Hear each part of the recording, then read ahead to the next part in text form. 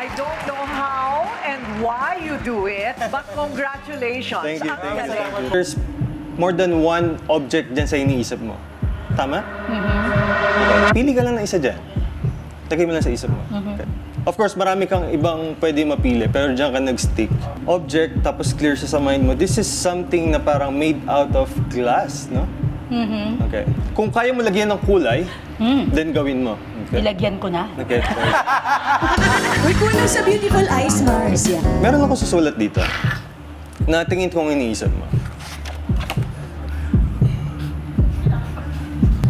Ang lakas ng tibok ng puso mo, PGM.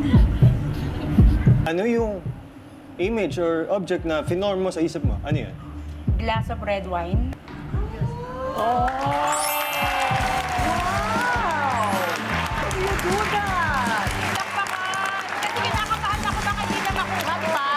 Meron tayong gano'n na parang baka hindi naman niya mahulaan, pero ang galing. Oo, galing. Wow! Thank you.